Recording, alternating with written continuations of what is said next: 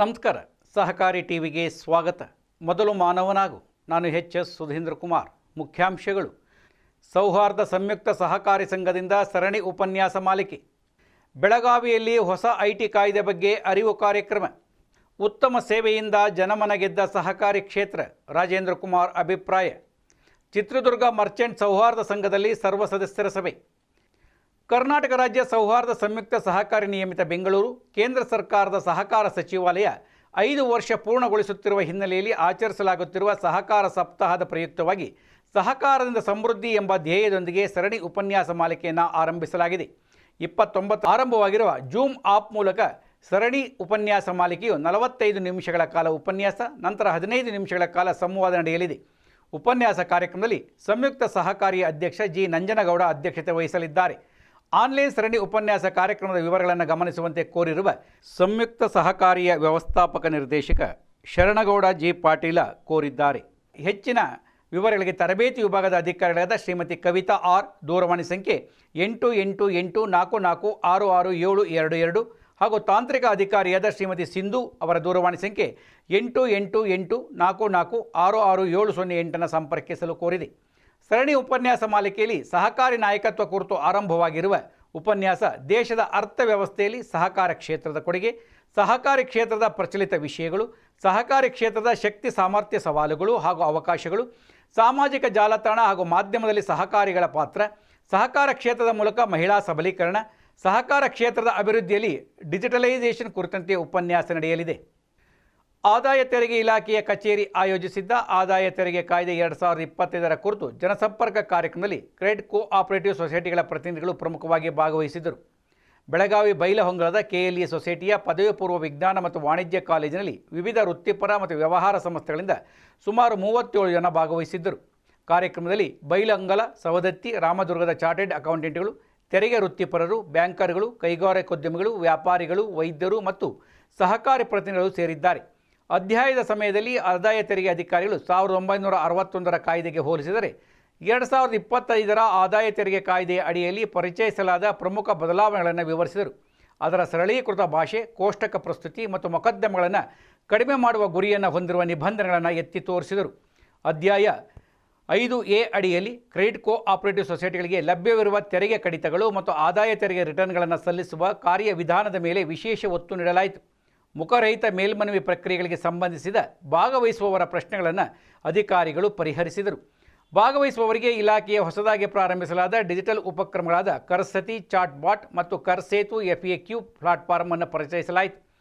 ಜೊತೆಗೆ ಕರಪತ್ರಗಳು ಮತ್ತು QR code ಆಧಾರಿತ ಕಲಿಕಾ ಸಾಮಗ್ರಿಗಳನ್ನು ವಿತರಿಸಲಾಯಿತು. ಕಾರ್ಯಕ್ರಮವು ಸಂವಾದಾತ್ಮಕ ಪ್ರಶ್ನೋತ್ತರ ಅವಧಿಯೊಂದಿಗೆ ಮುಕ್ತಾಯವಾಯಿತು. ದೇಶ ಹಾಗೂ ರಾಜ್ಯದ ಆರ್ಥಿಕ ಪ್ರಗತಿಯಲ್ಲಿ ಸಹಕಾರಿ ಕ್ಷೇತ್ರ ಮಹತ್ತರ ಪಾತ್ರ ವಹಿಸುತ್ತಿದ್ದು, ರಾಷ್ಟ್ರೀಕೃತ ಬ್ಯಾಂಕುಗಳಿಗಿಂತಲೂ ಉತ್ತಮ ಸೇವೆ ನೀಡುವ ಮೂಲಕ ಜನಸಾಮಾನ್ಯರ ಮನಗೆದ್ದಿದೆ ಎಂದು SCDCC ಬ್ಯಾಂಕ್ ಅಧ್ಯಕ್ಷ ಸಹಕಾರಿ ರತ್ನ ಡಾಕ್ಟರ್ MN ರಾಜೇಂದ್ರ ಕುಮಾರ್ ಹೇಳಿದರು. ರಾಜ್ಯ ಸಹಕಾರ ಮಹಾಮಂಡಳ, ರಾಜ್ಯ ಸಹಕಾರ ಮಾರಾಟ ಮಹಾಮಂಡಳ ಬೆಂಗಳೂರು, ದಕ್ಷಿಣ ಕನ್ನಡ ಜಿಲ್ಲಾ ಕೇಂದ್ರ ಸಹಕಾರಿ ಬ್ಯಾಂಕ್, ದಕ್ಷಿಣ ಕನ್ನಡ ಜಿಲ್ಲಾ ಸಹಕಾರಿ ಯೂನಿಯನ್ ಹಾಗೂ ಜಿಲ್ಲಾ ಸಹಕಾರಿ ಇಲಾಖೆ ಸಹಯೋಗದಲ್ಲಿ ಕೇಂದ್ರ ಸಹಕಾರ ಸಚಿವಾಲಯ ಸ್ಥಾಪನೆಯಾಗಿ 5 ವರ್ಷ ಪೂರ್ಣಗೊಳಿಸುತ್ತಿರುವ ಹಿನ್ನೆಲೆಯಲ್ಲಿ ಸೋಮವಾರ SCDCC ಬ್ಯಾಂಕ್ ಸಭಾಂಗಣದಲ್ಲಿ ನಡೆದ ವಿಶೇಷ ಸಹಕಾರ ಸಪ್ತಾಹದ ಅಧ್ಯಕ್ಷತೆ ವಹಿಸಿ ಮಾತನಾಡುತ್ತಿದ್ದರು. ಶಾಸಕ ವೇದವ್ಯಾಸ ಕಾಮತ್ ಸಹಕಾರ ಧ್ವಜಾರೋಹಣ ನೆರವೇರಿಸಿದರು. ದಕ್ಷಿಣ ಕನ್ನಡ ಸಹಕಾರಿ ಹಾಲು ಉತ್ಪಾದಕರ ಒಕ್ಕೂಟದ ಅಧ್ಯಕ್ಷ ಕೆ ರವಿರಾಜ ಹೆಗಡೆ, ರಾಜ್ಯ ಸಹಕಾರ ಮಹಾಮಂಡಲದ ನಿರ್ದೇಶಕ ಜಯಕರ ಶೆಟ್ಟಿ ಬಿ, ಇಂದ್ರಾಳಿ, ದಕ್ಷಿಣ ಕನ್ನಡ ಸಹಕಾರ ಸಂಘಗಳ ಉಪನಿಬಂಧಕ HS ರಮೇಶ್, ಬ್ಯಾಂಕ್ ನಿರ್ದೇಶಕ ದೇವಿ ಪ್ರಸಾದ್ ಶೆಟ್ಟಿ ಐಕಳ, ವಿಶ್ವಕರ್ಮ ಸಹಕಾರಿ ಬ್ಯಾಂಕ್ ಅಧ್ಯಕ್ಷ ಹರೀಶ್ ಆಚಾರ್ಯ ಮಾತನಾಡಿದರು. ಬ್ಯಾಂಕ್ ಉಪಾಧ್ಯಕ್ಷ ವಿನಯ್ ಕುಮಾರ್ ಸೂರಿಂಜೆ, ಮುಖ್ಯ ಕಾರ್ಯನಿರ್ವಹಣಾಧಿಕಾರಿ ಗೋಪಾಲಕೃಷ್ಣ ಭಟ್ಕೆ ಸೇರಿದಂತೆ ನಿರ್ದೇಶಕರು ಉಪಸ್ಥಿತರಿದ್ದರು. ದಕ್ಷಿಣ ಕನ್ನಡ ಜಿಲ್ಲಾ ಸಹಕಾರಿ ಯೂನಿಯನ್ ಅಧ್ಯಕ್ಷ ಶಶಿಕುಮಾರ್ ರೈ ಬಾಲ್ಗೊಟ್ಟು ಸ್ವಾಗತಿಸಿದರು. ಮುಖ್ಯ ಕಾರ್ಯನಿರ್ವಹಣಾಧಿಕಾರಿ SP ಹಿರೇಮಠ ವಂದಿಸಿದರು. ಮಂಗಳೂರು SCDCC ಬ್ಯಾಂಕ್ ಸಭಾಂಗಣದಲ್ಲಿ ನಡೆದ ವಿಶೇಷ ಸಹಕಾರ ಸಪ್ತಾಹವನ್ನು SCDCC ಬ್ಯಾಂಕ್ ಅಧ್ಯಕ್ಷ ಸಹಕಾರಿ ರತ್ನ ಡಾಕ್ಟರ್ MN ರಾಜೇಂದ್ರ ಕುಮಾರ್ ಉದ್ಘಾಟಿಸಿದರು. ಶಾಸಕ ವೇದವ್ಯಾಸ ಕಾಮತ್, ದಕ್ಷಿಣ ಕನ್ನಡ ಸಹಕಾರಿ ಹಾಲು ಉತ್ಪಾದಕರ ಒಕ್ಕೂಟದ ಅಧ್ಯಕ್ಷ ರವಿರಾಜ್, ಸಹಕಾರ ಮಹಾಮಂಡಲ ನಿರ್ದೇಶಕ ಜಯಕರ್ ಶೆಟ್ಟಿ ಬಿ, ಇಂದ್ರಾಳಿ, ದಕ್ಷಿಣ ಕನ್ನಡ ಸಹಕಾರ ಸಂಘದ ಉಪನಿಬಂಧಕ HS ರಮೇಶ್, ಬ್ಯಾಂಕ್ ನಿರ್ದೇಶಕ ದೇವಿ ಪ್ರಸಾದ ಶೆಟ್ಟಿ ಐಕಳ, ವಿಶ್ವಕರ್ಮ ಸಹಕಾರಿ ಬ್ಯಾಂಕ್ ಅಧ್ಯಕ್ಷ ಹರೀಶ್ ಆಚಾರ್ಯ ಇದ್ದರು. 30 ಕೋಟಿ ಮಂದಿ ವ್ಯವಹಾರರು ದೇಶದಾದ್ಯಂತ 30 ಕೋಟಿಗೂ ಅಧಿಕ ಮಂದಿ ಸಹಕಾರಿ ಕ್ಷೇತ್ರದಲ್ಲಿ ಸಕ್ರಿಯವಾಗಿ ವ್ಯವಹಾರ ನಡೆಸುತ್ತಿದ್ದು, ದೇಶವನ್ನು ಸದೃಢವಾಗಿ ಬೆಳೆಸುವ ನಿಟ್ಟಿನಲ್ಲಿ ಇದೊಂದು ಐತಿಹಾಸಿಕ ಹೆಜ್ಜೆಯಾಗಿದೆ. ಕರ್ನಾಟಕದಲ್ಲಿ 47,000ಕ್ಕೂ ಹೆಚ್ಚು ಸಹಕಾರಿ ಸಂಘಗಳು ಕಾರ್ಯನಿರ್ವಹಿಸುತ್ತಿದ್ದು, ತಳಮಟ್ಟದ ಜನರಿಗೆ ಅತ್ಯುತ್ತಮ ಮತ್ತು ಕರಾರುವಕ್ಕಾದ ಸೇವೆ ಒದಗಿಸುತ್ತಿವೆ. ಈ ಮೂಲಕ ರಾಷ್ಟ್ರೀಕೃತ ಬ್ಯಾಂಕುಗಳ ಕಾರ್ಯವೈಖರಿಗೆ ನೇರ ಸವಾಲು ಹಾಕುವ ಮಟ್ಟಿಗೆ ಬೆಳೆದು ನಿಂತಿವೆ ಎಂದು ಡಾಕ್ಟರ್ ಎನ್ ರಾಜೇಂದ್ರ ಕುಮಾರ್ ಹೇಳಿದರು. ರಾಜೇಂದ್ರ ಕುಮಾರ್ ಸೇವೆ ರಾಜ್ಯದಲ್ಲಿಯೇ ಉತ್ತಮವಾಗಿದ್ದು, ಅದನ್ನು ಮುಕ್ತ ಕಂಠದಿಂದ ಶ್ಲಾಘಿಸಬೇಕು. ಸಹಕಾರಿ ಚಳವಳಿಯ ಬಳಿಕ ಅಭೂತಪೂರ್ವ ಬೆಳವಣಿಗೆ ಕಂಡ ಸಹಕಾರಿ ಕ್ಷೇತ್ರದ ದೇಶದ ಅಭಿವೃದ್ಧಿಗೆ ಸಹಕಾರಿಯಾಗಿದೆ. ಮೋದಿಯವರ 2047ರ ವಿಕಸಿತ ಭಾರತದ ಕಲ್ಪನೆಗೆ ಸಹಕಾರಿ ಕ್ಷೇತ್ರಗಳ ಕೊಡುಗೆ ಅಪಾರ. ಜಿಲ್ಲೆಯಲ್ಲಿ ಡಾಕ್ಟರ್ ಎನ್ ರಾಜೇಂದ್ರ ಕುಮಾರ್ ಮಹಿಳೆಯರ ಸಬಲೀಕರಣದೊಂದಿಗೆ ಅವರನ್ನು ಮುನ್ನೆಲೆಗೆ ತರುವ ಮಹತ್ತರ ಕೆಲಸವನ್ನು ಮಾಡುತ್ತಿದ್ದಾರೆ ಎಂದರು.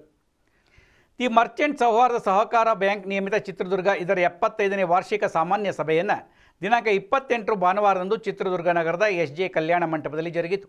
ಕರ್ನಾಟಕ ರಾಜ್ಯ ಸೌಹಾರ್ದ ಸಂಯುಕ್ತ ಸಹಕಾರಿ ನಿಯಮಿತ ಬೆಂಗಳೂರು ಇದರ ನಿರ್ದೇಶಕ, ಚಿತ್ರದುರ್ಗ ಜಿಲ್ಲಾ ಸಹಕಾರ ಕೇಂದ್ರ ಬ್ಯಾಂಕ್ ನಿರ್ದೇಶಕ ಹಾಗೂ ದಿ ಮರ್ಚೆಂಟ್ ಸೌಹಾರ್ದ ಸಹಕಾರ ಬ್ಯಾಂಕ್ನ ಅಧ್ಯಕ್ಷರಾದ ರಘುರಾಮ್ ರೆಡ್ಡಿಯವರು ವಾರ್ಷಿಕ ಸಾಮಾನ್ಯ ಸಭೆಯ ಅಧ್ಯಕ್ಷತೆಯನ್ನು ವಹಿಸಿದ್ದರು. ಸಾಮಾನ್ಯ ಸಭೆಯನ್ನು ಯಶಸ್ವಿಯಾಗಿ ನಡೆಸಿಕೊಟ್ಟರು ಹಾಗೂ ಅಧ್ಯಕ್ಷತೆಯ ನುಡಿಗಳನ್ನು ಆಡಿದರು.